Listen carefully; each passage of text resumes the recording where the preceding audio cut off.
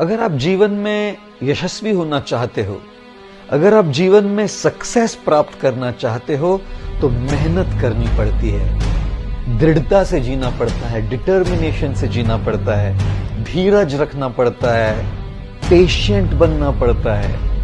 और यदि इन सब का पालन भी करो, तब भी कई बार जीवन में चुनौतियां आती है, चैलेंजेस आती है, हम फेल हो जाते हैं, हम गिर जाते हैं और निराश हो जाते हैं।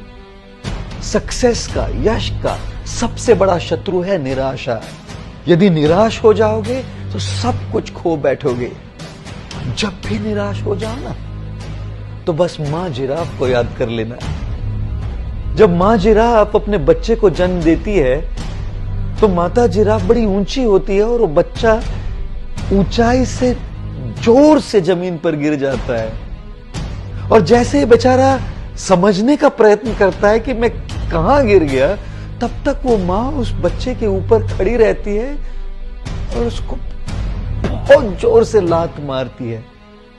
उड़ते हुए बच्चा जाकर कहीं और गिर जाता है और बस अपनी सुध-बुध दोबारा इकट्ठा करने का प्रयत्न करता है। फिर मां उसके ऊपर आकर खड़ी रहती है और दोबारा एक बड़ी जोर से लात मारती है। बच्चा समझ जाता है कि यदि मैं कुछ न करूं ना, तो लात खाते रहना पड़ेगा। अपने बड़े ही कमजोर पैरों पर खड़े रहने का प्रयत्न करता है वो जिराफ का बच्चा।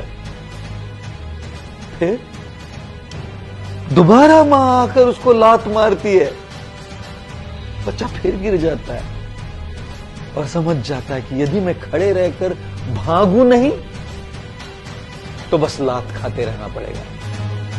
जिराफ का ये बच्चा तेजी से भागने का प्रयत्न करता है और तभी मां आकर अपने बच्चे को चूमती है, आलिंगन करती है। मां जिराफ भली भांति जानती है कि जंगल में बड़े खूंखार पशु है, शेर, लोमड़ी इत्यादि, जो नवजात प्राणियों का मांस बड़ा पसंद करते हैं।